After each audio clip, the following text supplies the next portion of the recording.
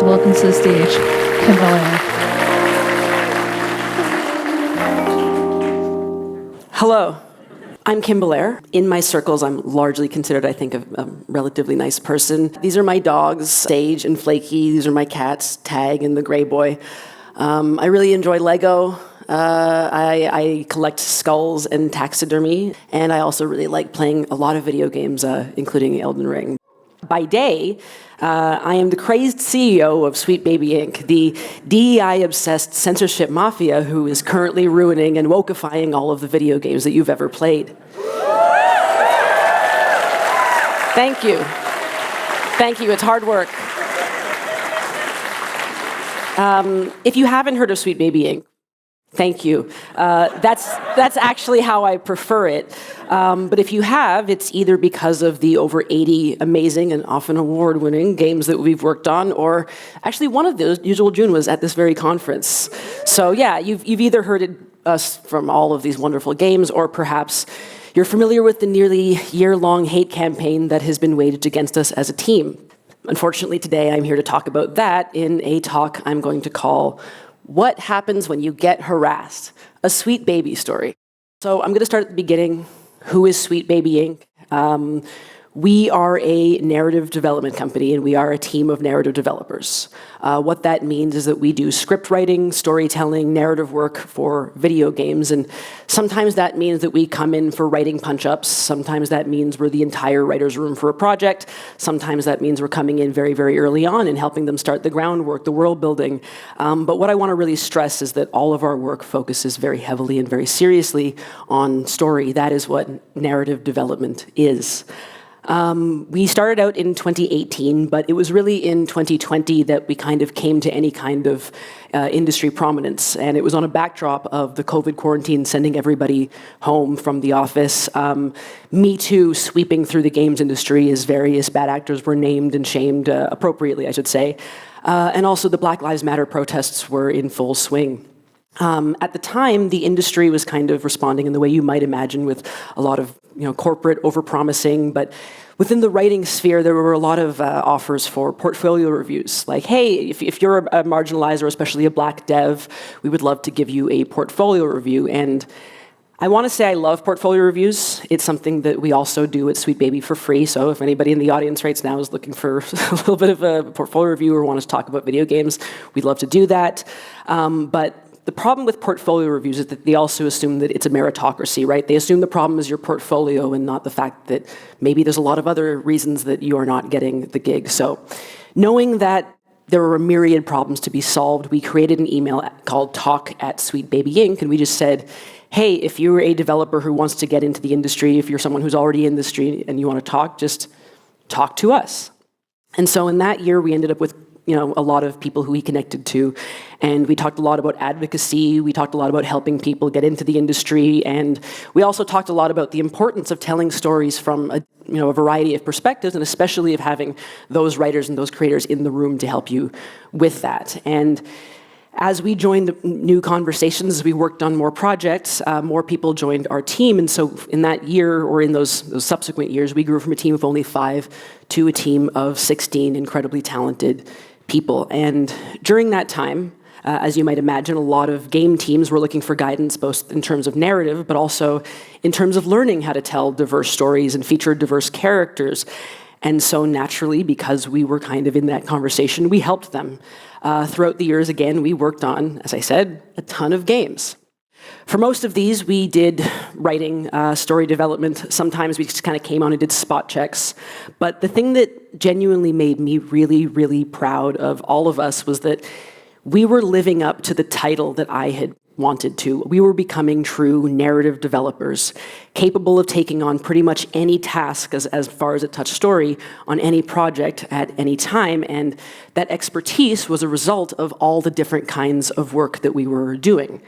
For those not in the industry or not familiar with it, most game writers in their entire careers will see 5 to 10 projects as just a lifetime.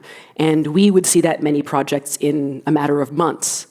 And what happens when you work on that many projects and you get to see the inside of so many processes is that you don't learn necessarily like, oh, here are the ins and outs of working in this specific company. You instead hyper-focus on narrative and all of its parts, and you get really good at it. You get really, really specific at it, and you become craftspeople.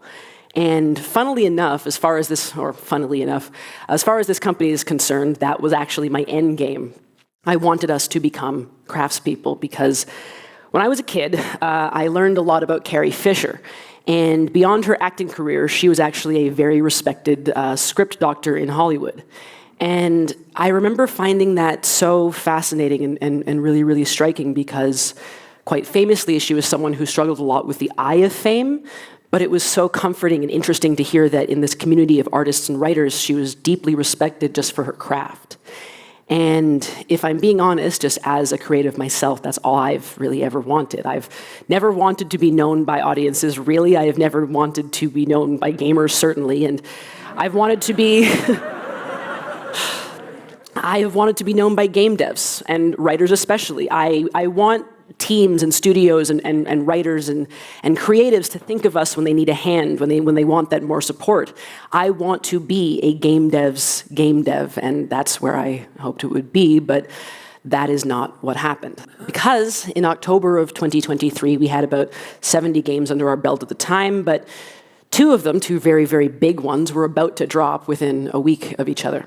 So on October 23rd, there was Spider-Man 2, and then on October 27th, there was Alan Wake 2, both big AAA games, and we had worked on narrative and character for both of them with literally years of work on Spider-Man 2, and we would finally get to announce them. We were very excited.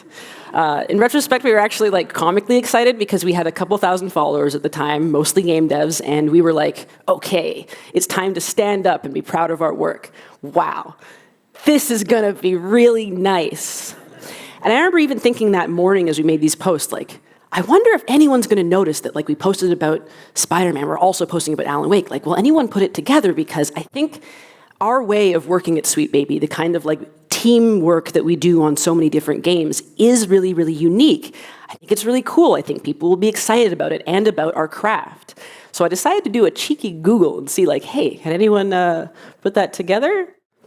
The Google went bad. I shouldn't have done it because rather than any praise or people going, wow, how did you do it? Or just, hey, a narrative development company, what does that mean? I'm really interested. We were instead found by kind of 4chan and the worst people on Twitter.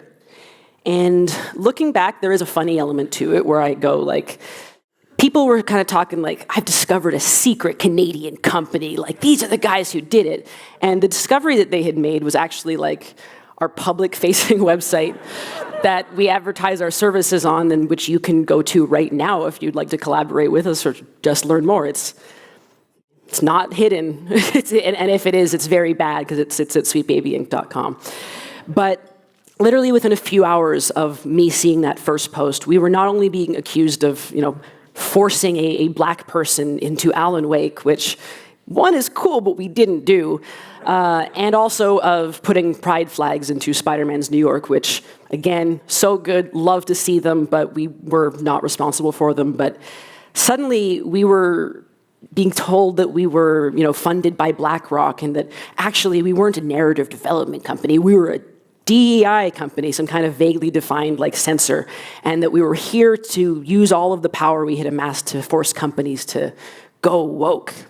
And obviously that's a very baffling like understanding of what work for hire is. I'm not sure how they imagined we did it or how the contracts would be drawn up for it, but it kind of didn't matter because it just kept evolving and spinning out of control, and suddenly the conspiracy was just alive.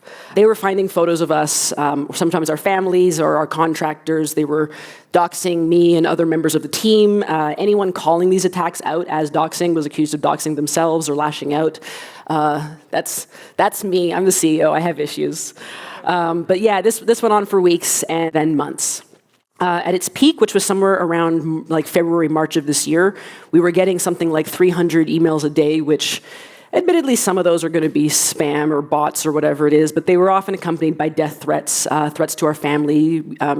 We did have one bomb threat made to the police that they contacted us about, and at the At best, the nicest thing you would see in some of these spaces was that we were a punchline.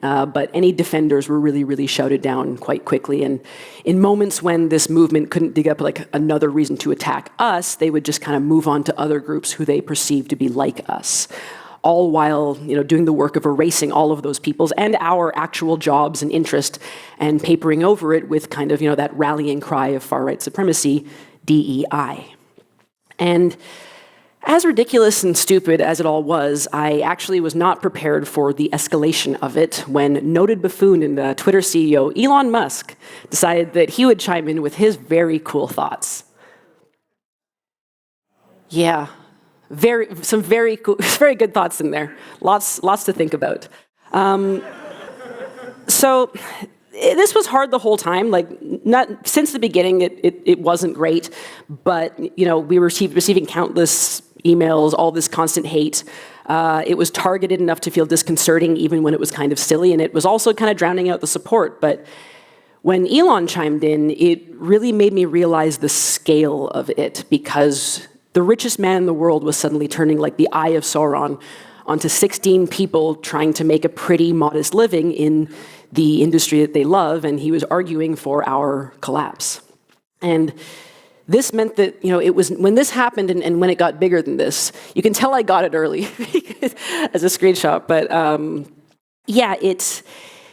it made us realize that this was huge. We were being attacked in a massive and coordinated campaign of harassment, and that sucks. But it does get me closer to the question of what happens when you get harassed. So first of all, just as a spoiler, what happens when you get harassed is it sucks. I can't recommend it. If I had to rate the experience, 1.5 stars probably. It's not the best. But more specifically, what happened during all of this, if I can kind of dig down into this review, is, we lost our voice. And we didn't just lose our voice as a collective, we lost our voices individually, because people on our team were either hounded off of social media or, they get attacked so consistently that it just becomes frustrating to use. It's not enjoyable to hop on anywhere and get that wave of hate. So within Sweet Baby, beyond what we do for work, there are authors, there are comic book creators, there are TTRPG creators, game designers, people who have other work that they want to share with the world, that they should be allowed to share with the world. But just for existing within our company, just for working on the games that they do, they were attacked. Even contractors, people who literally worked with us for a spot check, a week or a couple months. But there was really, really nothing we could do. And as silly as it is, and as little as I miss the current Twitter, as little as I regret leaving it, the loss of frivolity and, frankly, dumb bullshit is actually a little soupçon of dehumanization. Because I would love to post a picture of my latte or my dogs without people going oh, I guess coffee is woke now, and hey, that dog is pretty gay. But we weren't allowed. We are no longer allowed to be in the conversation without, what amounts to mass targeting. Look at him up there. And don't get me wrong. People did defend us. Some very, very great folks, often writers, game devs, people who we had worked with, people we had not worked with, who could see this thing for what it was. But while I appreciated the defense and the team appreciated it so much, that support is still really hard to feel in the panic of the moment. And so instead, I felt really guilty. I felt responsible. I felt bad, not for doing the job that I love, but for building a space that was meant to be protective and creative for a bunch of people and having it turn into something that, through no fault of our own, saw my friends and my loved ones and my colleagues and my coworkers just viciously and brutally hurt. I felt bad for making a company at all. I felt bad for believing in it and for speaking on it. People would come up to me, especially at events like I went to GDC, and they would very kindly tell me that they were inspired by me or by us and by our collective strength and our resilience. And I would say thank you so much, but deeply I would feel very ashamed, which intellectually I know is wrong, right? We are doing something good. We are writers and designers of tremendous skill and tremendous experience, and we've never censored anything, nor have we ever wanted to. Frankly, if you really want my opinion, I think largely games could be hornier. I think they should be darker. I think they should be stranger. At the core of my approach here, and the approach that we take as a company, I genuinely believe that representation is not censorship, it is innovation. Diversity in narrative makes things more intense. It can make it more visceral and more real. It doesn't have to always make something more wholesome or softer.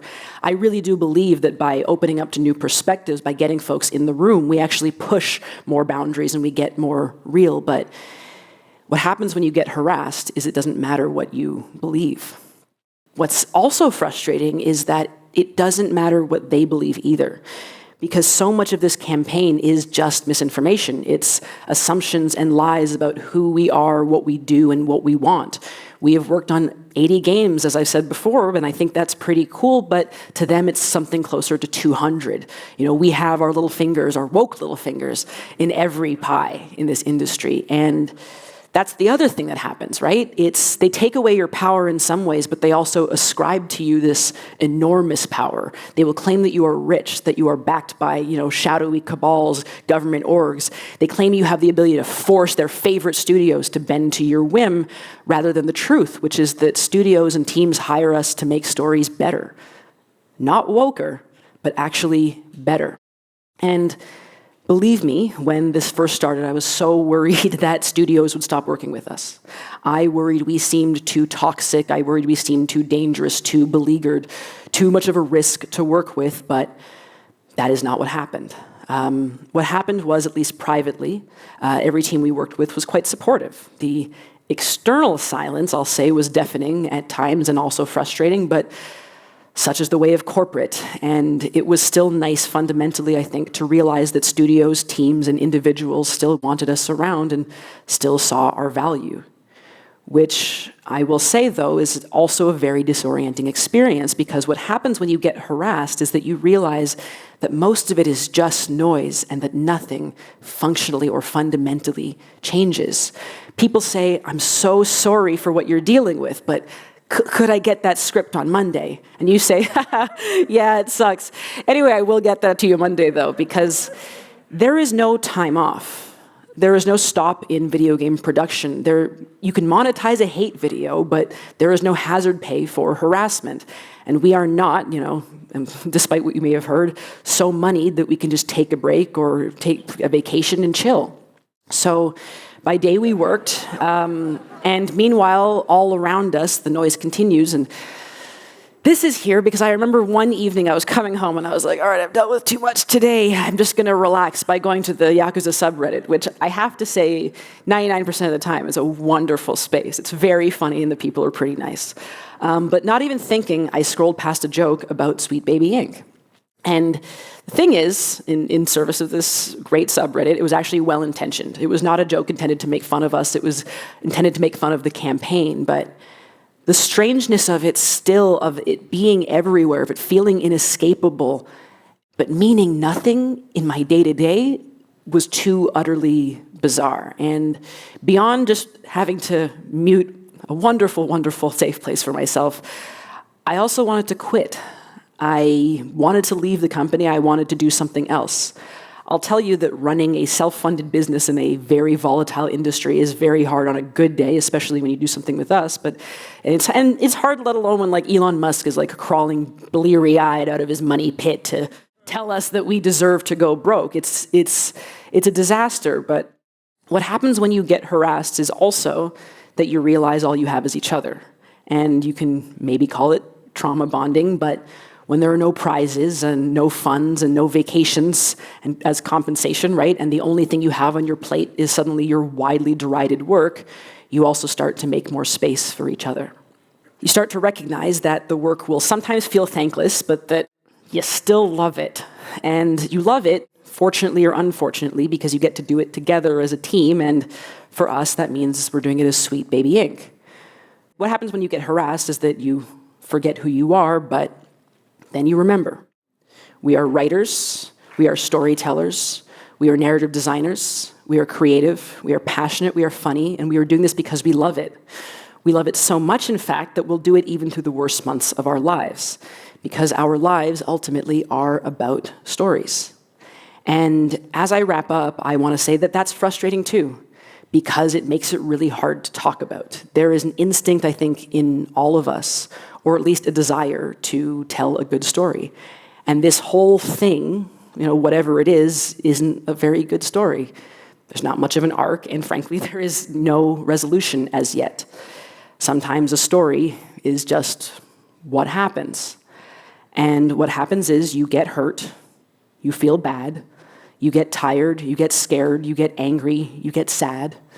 You get really, really good at Elden Ring. Thank you. I'm great at it now. But after that, you get back to work. Because what happens when you get harassed is that you have to live with it, and they have to live with you. And so we'll see, I guess, what happens next. Thank you for your time.